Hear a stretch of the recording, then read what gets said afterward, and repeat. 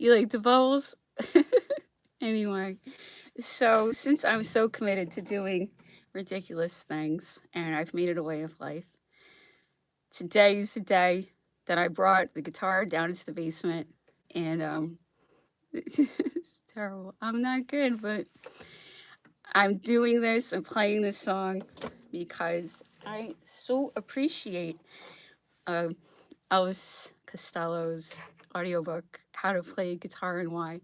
And I want to say why I feel this helped me get further. I can't say I'm good because I'm not, but I learned so many things from this audiobook. I didn't know you could put a capo on the guitar and it changes the whole key. And maybe I don't even understand that right. But apparently you can put the capo, there it is, a capo. Put the capo on a fret. I guess it's a fret. So anyway, shows you what I know. Anyway, so the whole idea is that a novice is going to run into this really difficult chord of F. And it is difficult, and I can't do it. And then the person who wants to learn guitar is just going to give up. And Elvis has this other idea that you can, I guess, if you put the capo on the guitar, play in different keys, and you can like hold off this chord of F problem. It is hard. It's true. He's absolutely right, of course. When isn't he? But anyway, so in the audiobook, I kind of feel like he was teaching me a lesson about some of my attitudes. That's what I think. And this song seemed to be that lesson. And it's Cold, Cold Heart by Hank Williams, incredible musician.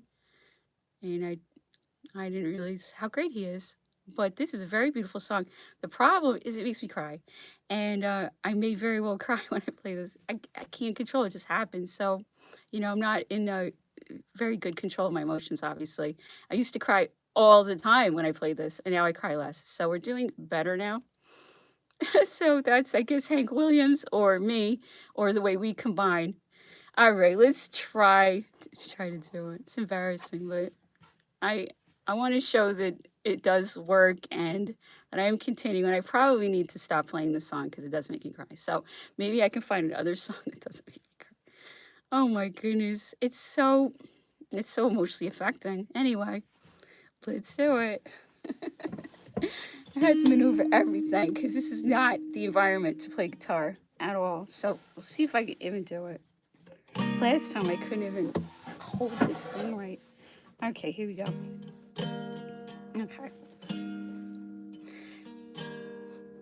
I tried so hard, my dear, to show that you're my every dream. Yet you're afraid each thing I do is just some evil scheme. A memory from your lonesome past keeps us so far apart. Why can't I free your doubtful mind and melt your cold, cold heart? Another love before my time made your heart sad and blue. And so my heart is paying now for things I didn't do. In anger, unkind words are said that make the teardrops start. Why can't I free your doubtful mind and melt your cold, cold heart? You'll never know how much it hurts to see you sit and cry. You know you need and want my love, yet you're afraid to try. Why do you run and hide from life? To try it just ain't smart. Lord, why can't I free your doubtful mind and melt your cold, cold heart? There was a time when I believed that you belonged to me, but now I know your heart is shackled to a memory. The more I learn to care for you, the more we drift apart. Why can't I free your doubtful mind and melt your cold, cold heart? Okay, I didn't cry, so that's good. You made it through. Okay, so maybe I can learn another song. So I'm gonna try La Mer, see if I can figure that out. That's like the next one with the four rudimentary chords. I'm obviously still struggling with the four rudimentary chords, but we'll get it. I'm getting better. So maybe I'll cry less with La Mer. We'll see. Anyway, so today, what was the focus? I got my assignment today. Weird one. Antares. What's Antares? Okay. So we're back into astrology and looking at these charts, studying these charts, and trying to find out what what is astrology trying to tell us about our choices and our options and our tendencies. Oh my goodness, my chart is like, it's so full of Pluto, and it's so full of like war, and I never wanted to be like that, but the chart says that I should be that way. And some people uh, serve the world in that way. It's a wonderful thing to have a functional military that protects your country. Wouldn't that be amazing? Can you imagine what it would be like if we had that? A military that's owned owned by us and not bankers in England. Okay? I mean, there's no way around that one. Our militaries should not be run by the bankers in England. And I know the military is full of people who agree with me 100%. And I know they're following this project. I just know things. I know things. There's a lot of people in the military who want this country to support us.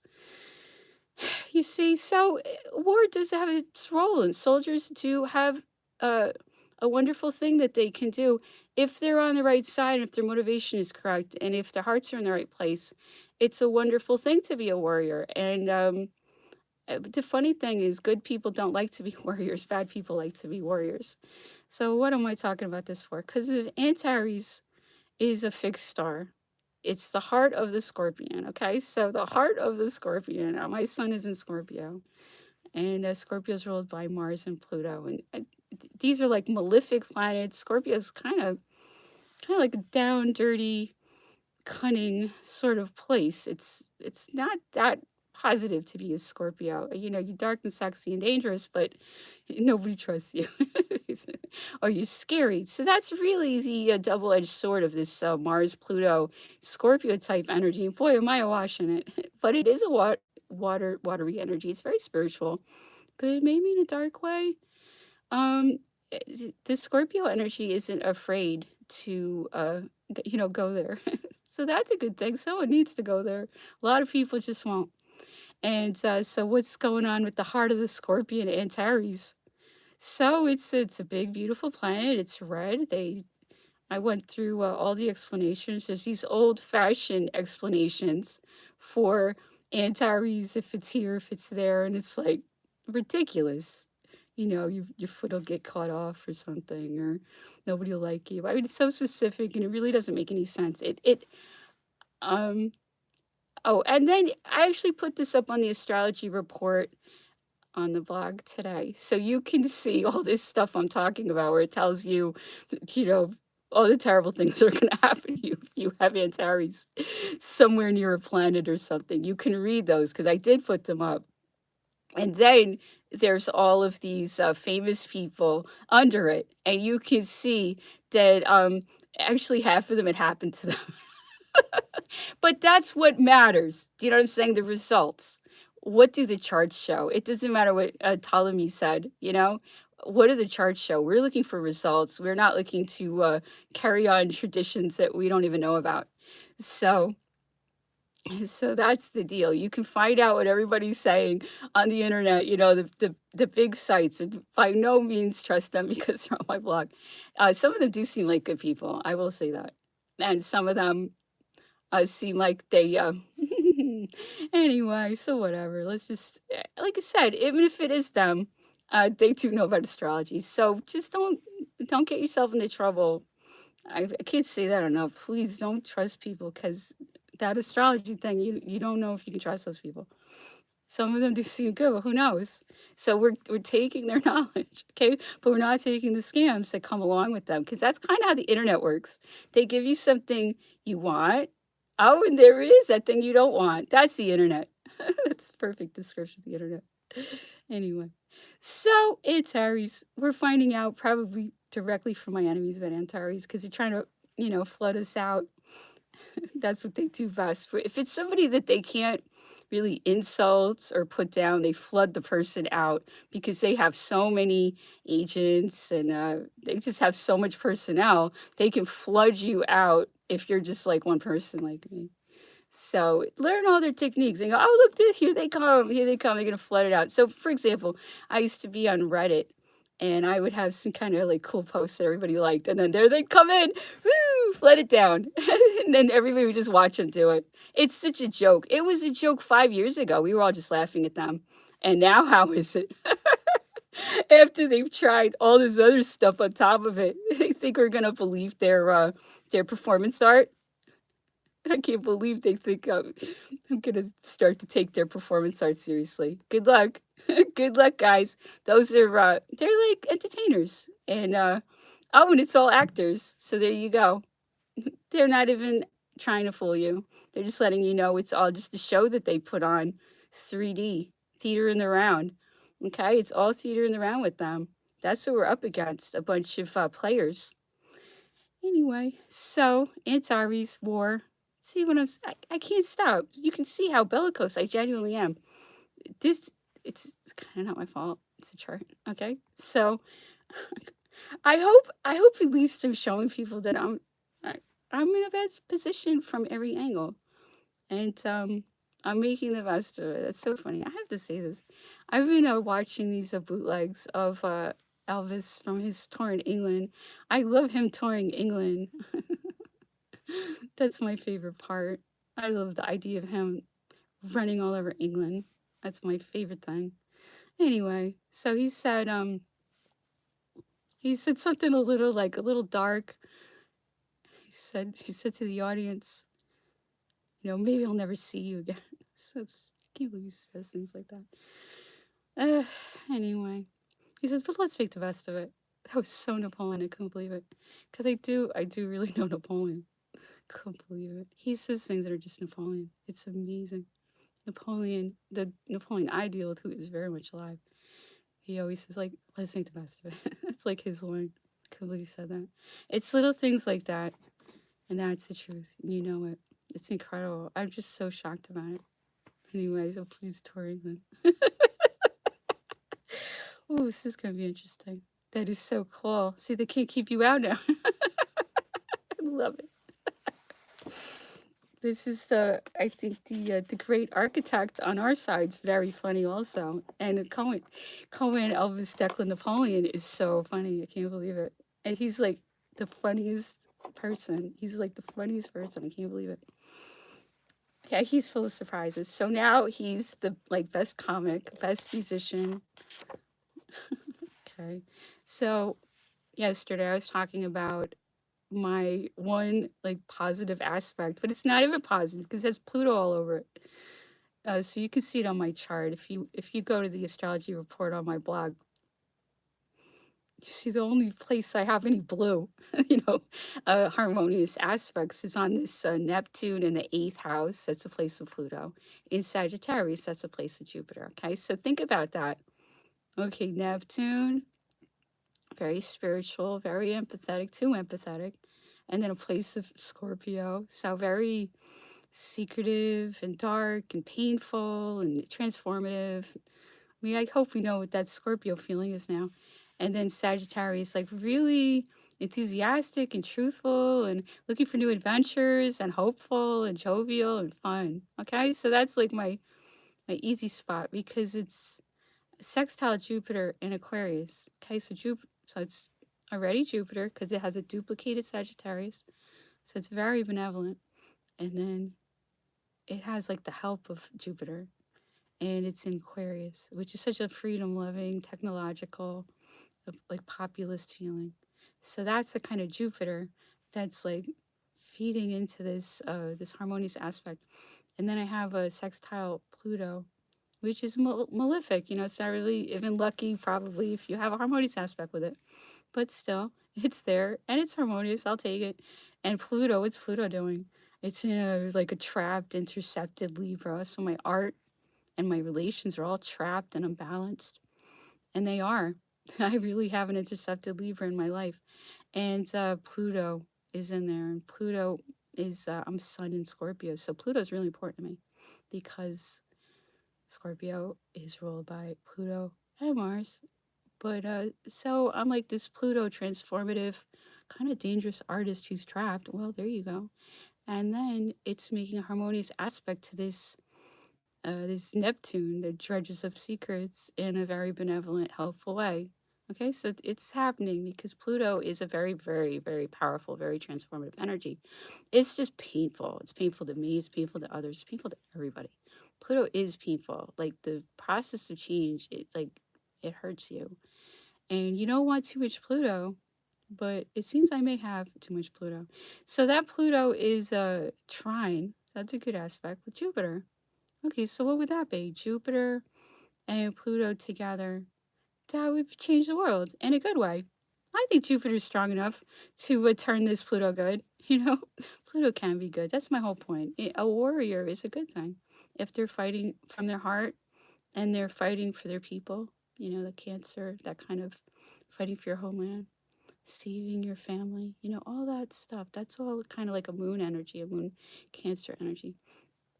It's very spiritual. None of us want to give up our homelands to bankers who think it would be a good idea to clear the planet of most of us. None of us want to give up our lives to people who put on shows constantly and lie to us to trick us into killing ourselves and hurting ourselves. Nobody wants to give up our lives to them.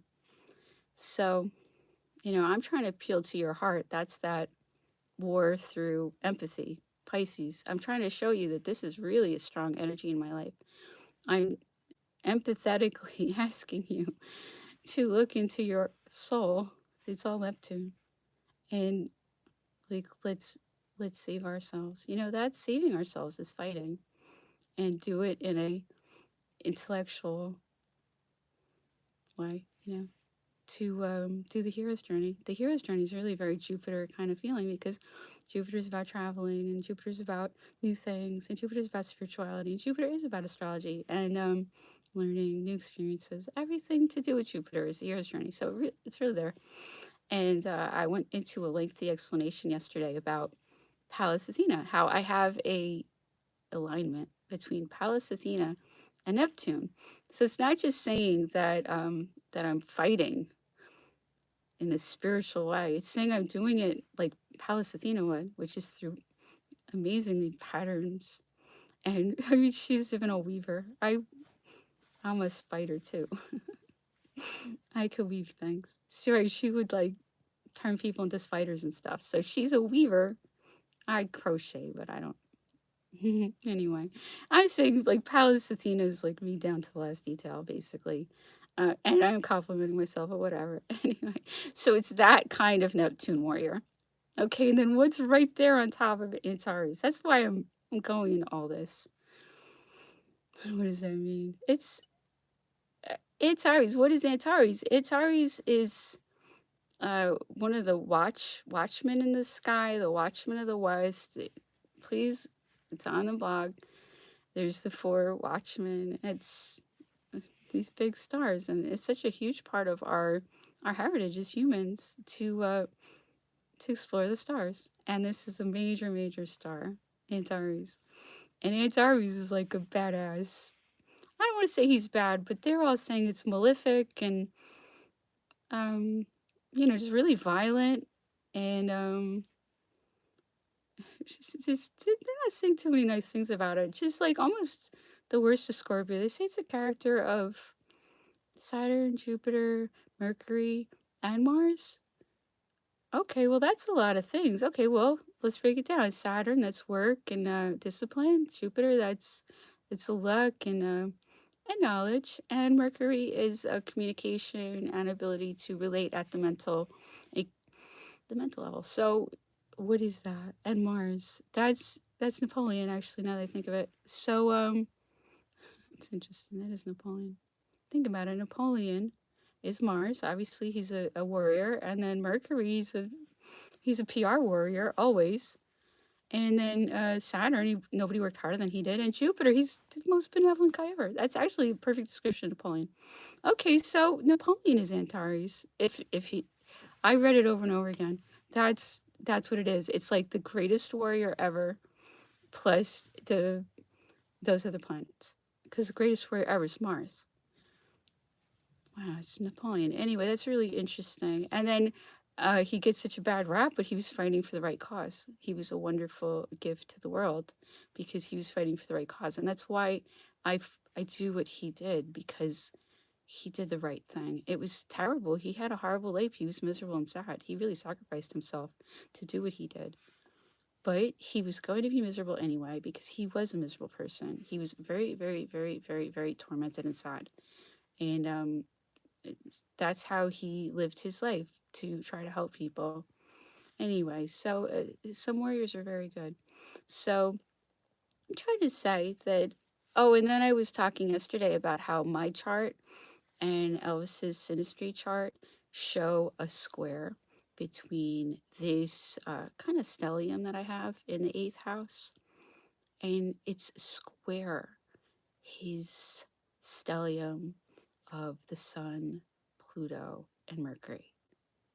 Okay, this is like a super gang up of planets. It's so powerful. You can see all of his fame there.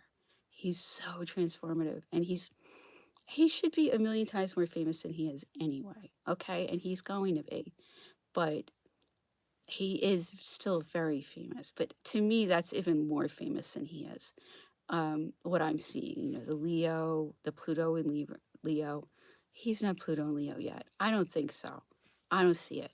Absolutely not. I think he's going to be Pluto and Leo with that big stellium, and he has good, favorable aspects with that. Emotionally, his life is a nightmare from the chart. He's like, we're gonna have to like find where the outlet is there. That's bad. That's really, he hurts emotionally. If that chart is right, he hurts. I feel so bad for him because I know what that is. I have that too. I have that kind of just that pain. Oh, it's terrible. Anyway, but it does motivate you.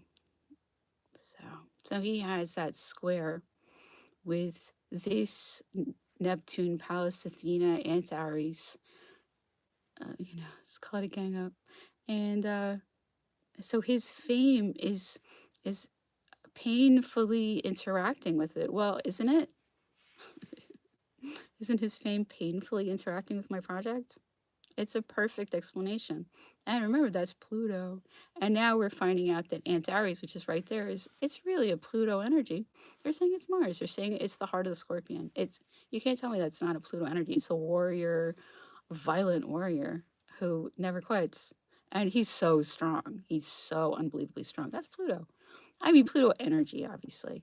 So there's this like fearsome warrior that never quits, Pallas Athena, and then Neptune. Okay, so Neptune is a little wimpy, yes, but those other ones are not. Those other ones can see what I'm talking about. So it's even more Pluto energy, too much. Okay, and then I went and looked at Napoleon's chart. I was just looking for something, and we gotta find out what all these things mean. We'll do one at a time. We'll find out what's Antares, and then we'll know it's malefic, like violent energy, Pluto. But they don't even say Pluto. But it's Pluto. You say Pluto is. So it just further emphasizes that this is about Pluto themes. My life is about Pluto themes. The end and the beginning, the death and the birth. Everything I'm doing is spirits and, death. And I mean, I can't believe I'm going to admit this, but I'm so strange that when I was in Paris studying Napoleon, I can't believe I did this, but I did this all of the time. There's something wrong with me, and I know that. But I would go and be near Napoleon's coffin. That's Pluto, okay? I knew it was weird. I know it was creepy. I didn't tell people. See what I mean? Like, I secretly do things like this. That's crazy. But that's Pluto. I have Venus, Pluto. It's terrible. But it's that Wuthering Heights, Romeo and Juliet thing. It's very painful. But if you're like that, you're like that. It's a romantic, and you can't not be that way if you are that way, and you just have so much longing. Anyway, so I think we got an idea on Antares. I did see in Napoleon's chart that his Antares was conjunct Black Moon Lilith, and I did a whole stream about Black Moon Lilith and the point of Black Moon Lilith. And I'm going to say this: Fiona Apple makes me think of Black Moon Lilith. She did this incredible performance with Elvis, and I mean, she blows me away. I really should pay a lot more attention to her, but every time I see her, she just blows me away. So she's so wild, And I could see he really admired that. That was one of the few times that he performed with somebody, and you could see, like, wow, like, she's something. She makes me think of Black Moon Lilith because don't mess with her. She's wild, and she knows things, and she's smart. That kind of, you don't want to mess with that kind of person. You don't know what they're gonna do. That's like Black Moon Lilith to me. And she's been through things, and she's vengeful, and she's not always wrong. That's the worst part about her. So Black Moon Lilith is a very specific kind of like, almost like a vengeful female energy. But she might be right about that. That vengeance might be coming. That's the problem. That's the real problem here. There's a time for everything, And Napoleon had Black Moon Lilith conjunct aligned with Antares in his first house. I just said it was Napoleon, and he had it in his first house. So it's really, astrology is really telling you everything to do with that Neptune is Pluto or death, rebirth, pain. It's going to be painful, right there. It's saying it, but you have the power. You have all the power, you have all the power. It's all yours. Astrologically, you have all the power. But it's going to be painful and transformative. And look this stuff up. Antares, yeah, it's malefic, but it's all powerful. It's really, and why can't Antares be for good? Napoleon was for good. He had it in his first house with Black Moon Lilith. Napoleon did a lot to fight for good. He was a good Antares. Anyway, I think that's enough of that. All right. So here's another one of the everyday Napoleon letters. This is kind of a cute one for me because I'm always looking for the subtext between Napoleon and Hortense. It's because these are Napoleon's letters to his wife, and you can see he always mentions Hortense. So that gives you an idea, not always, but most of the time, and it shows you that there's three of them in that marriage. Hortense is not his anything, but there's three people in that marriage. So you'll see it. And Josephine, it's a dynamic, but she would do anything to keep him. And that is truly why they stayed together, is because Napoleon didn't want to divorce his stepdaughter. But Josephine made herself agreeable also, to the best of her ability. She did everything for him. She was a slave to him. So that was a lot to give up. And then the next wife comes in, and it's a plant from that banking dynasty. Wow, what a switch to have a wife who did everything for him to someone who has been brainwashed to hate him and view him as the Antichrist since the day she was born. She was totally brainwashed to hate him, and then they forced her to marry him. That's what they do in that dynasty. They get a hold of the children. They take over. They took over that country, and then they take over the children, and then they turn the children into agents.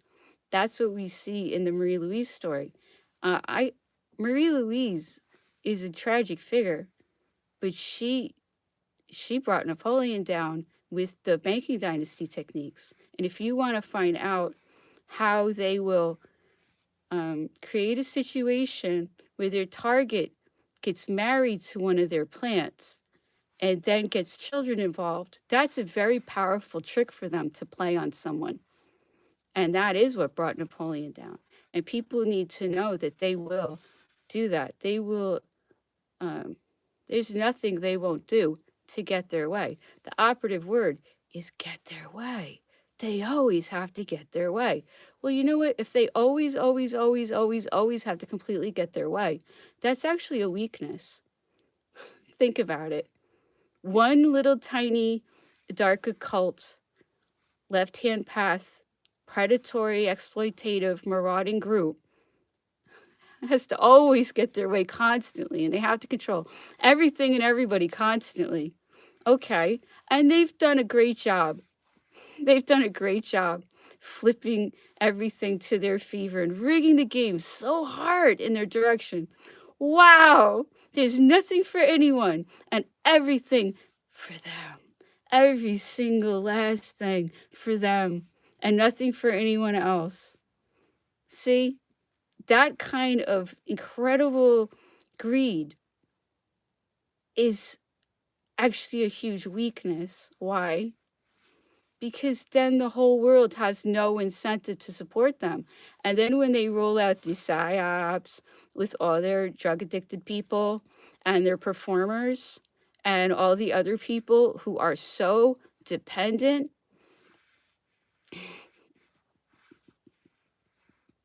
we're just watching it swirl down the drain because it's a tremendous weakness to be a part of a group that just kills and steals and lies and then brainwashes us, destroys our futures, plots to destroy our lives. That's not a strength, that's a weakness. Think they're just going to keep making us fight? I hope everybody sees when they do that.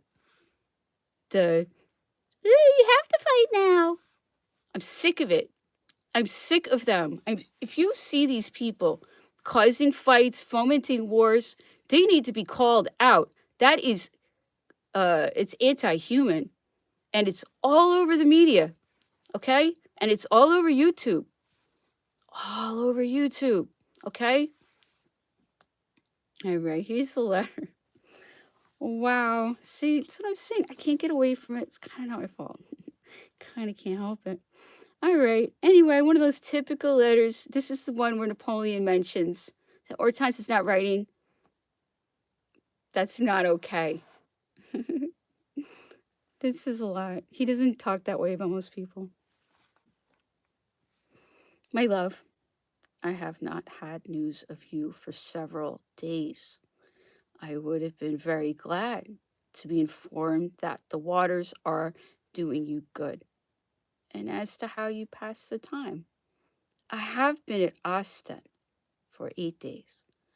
The day after tomorrow, I shall be at Bologna for quite a brilliant fete. Let me know by the courier what you count on doing and when you expect to be through with the baths. I'm very well satisfied with the army and the flotillas. Eugène is still at Blois.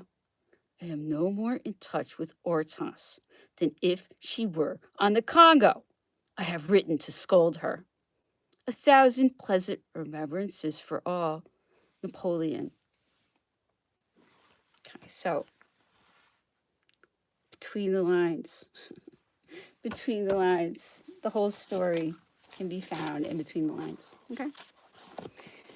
So let's check out these memoirs. See if I can get through it. All right, so we're in Spain. Dad's got a Spanish girlfriend. It's funny. It's funny, the whole like Latino side to these English guys. It's really funny because Elvis is, oh my goodness, he's as fiery as any Latino, that's for sure. I will say that. So let's continue. The other essential ceremony took place in Barcelona. We made a weekend visit to the Plaza de Toros, monumental. Trumpets announced the entrance of the ancient parade, the columns increasing in splendor until the Star Matador arrived in his ornate suit of lights. I had faithfully learned the order of events and the name of each participant in the ritual from a little book about bullfighting that I'd been given. I knew that the toreros waved their broad pink and gold capes across the path of the bull in testing Veronicas in memory of Saint Veronica wiping the face of Christ on the way to Calvary.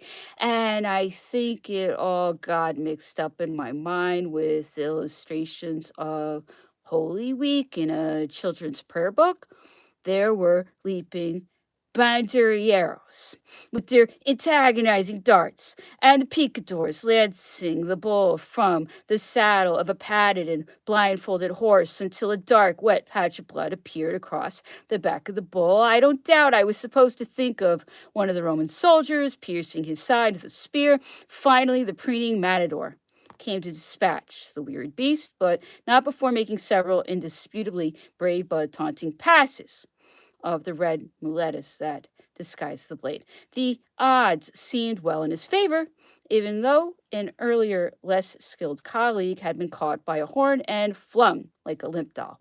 From our high vantage point, the reality of the scene did not come home until the sword was plunged into the spinal cord of the bull and it slumped to its knees, slobbering and snorting before it expired. The dispatch had been quick and mercifully clean. Cheers erupted. The ears of the bull were cut off as a trophy, and bows were taken as the carcass was dragged away by a team of mules, leaving the blood to soak into the sand. I don't believe that we stayed for another kill. Perhaps I looked sickened by the brutality at the center of the spectacle, the reality of death. The bars were not closed to children, and my evening hours were longer than back home. Jolted awake by Coca-Cola, I witnessed the blur of dancers' hammered heels, heard the strum and a slap of a palm across a gut string guitar, and the hoarse cry of raw, open-throated flamenco singers up from the south. These were not the pretty ruffled figurine dolls or poster images, but narrow, whip-like men and women of fierce expression. Their hair cinched back tight, swishing their skirts back and forth as they advanced across the tiny raised stage. If they were only there to satisfy tourist expectations, it didn't matter. It was something that you never saw in the passionless light entertainment of the BBC. Neither did it matter that the dancers were nearly as far from home as we were. Thank you so much for listening. I hope you have a good evening.